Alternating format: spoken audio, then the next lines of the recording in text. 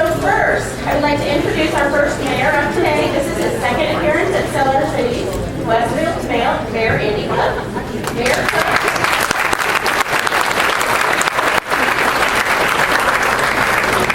Mayor Cook worked to transition Westfield into one of Indiana's newest cities in 2008.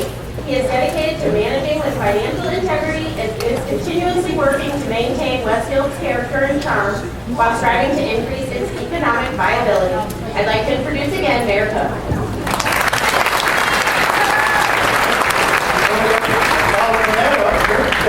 Thank you. And I see my other two fellow mayors, so I'll take their time. Ballard, Rayner, you know. I probably have the toughest mayor's job.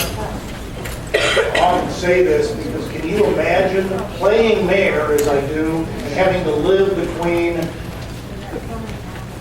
John Ditzler and Jim Brainerd? Let me tell you, running the city when you're got beside those guys and everything they do and so successful and so long, this job's pure hell, let me tell you. We're trying to get there. And I want to thank you for having us here and talk just a moment about Westfield and where it is that we are going. We had to start out several years ago and really take a look at where is Westfield going? What does it want to be? What is our industry? What's our housing market going to look like? And we literally spent the first term, the first 4 years looking and planning, got sick of planning. The last these 4 years really are the implementation years. We started out, we need to take a look at what are our assets. Number one is a gift from the state of Indiana, the US 31 freeway project. Those of you that drive in Westfield know that it's very much underway and disruptive, perhaps, but the end result is going to be absolutely beautiful.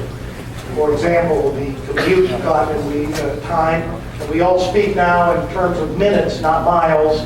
You'll be able to go from the north edge, really, of Westfield in maybe 8 or 9 minutes to 465, where today it's 25 minutes, which is why one of Westfield's next and newest developments is going to be filed with the Plan Commission next month, and that is Henke Development Chatham Hills, which is on the southwest corner of 31 and 38 interchange. I can probably use that term now, which will in essence be about a 1,200 home, several hundred acre Bridgewater 2. Why clear up at that area? Because the access is now so much more improved and will be. So, Mayor Ballard, welcome. I'll give you a few minutes here in a second, so stand by.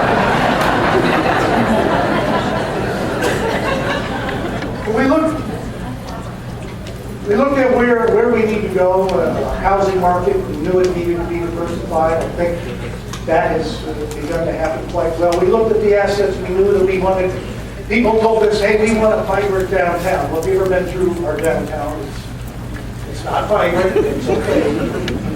I could admit that, but because it is so non-vibrant and because it is so relatively ugly, all we have to do is put a planter box on the corner and everybody says, wow, that's but we have some very large plans there. What are the assets we have? Well, we have 2 very ugly old creeks downtown that have been neglected, and we're going to turn those into an asset. And what's the other asset? We have our huge trail system. And we have the Monon North-South, the Midland East-West, and the Grand Junction, and there's a setup of it here in the back, will be the convergence of these 2 trails around, or 6 trails around these 2 creeks, taking advantage of those assets right in the downtown area. That project is underway for the land acquisition state, and it's beginning to happen. It's already brought some development downtown, which is exactly what we want to have. The other asset is the ever-increasing quality of schools. I don't need to tell all of you realtors where we stand in Westfield with our school district. It's just announced the ISEP scores there once again were up, and many people move to Westfield because of the quality of the schools. We can't begin to overemphasize that. Industry-wise, what do we look at? Where's the city going there? We looked at, we're going to be, start out in the office market.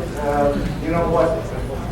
Jim and John got that outfit pretty well covered, We're going to be, how about logistics, warehousing, training, warehousing and trucking?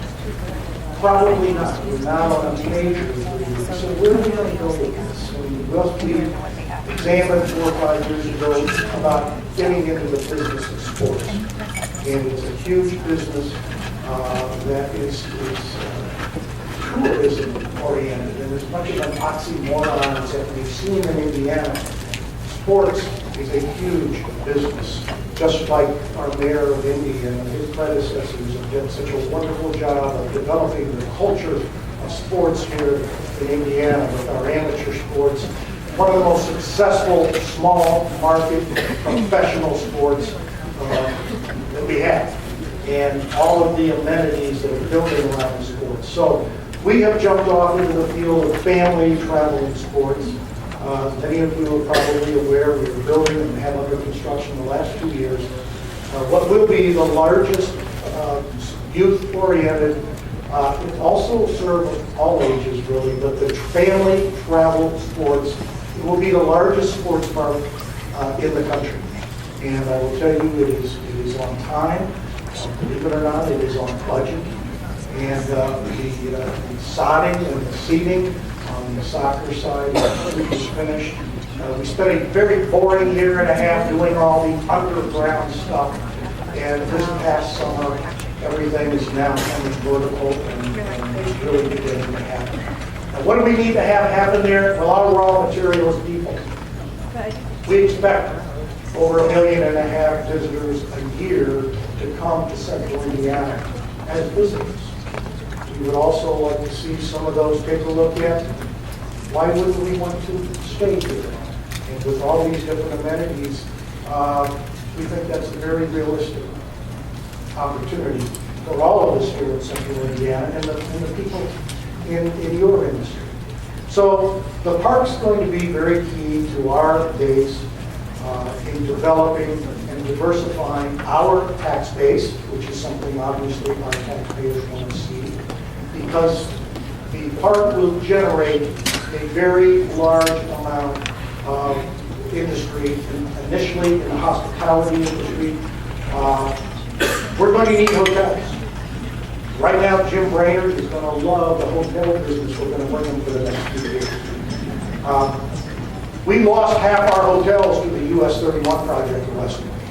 We have one.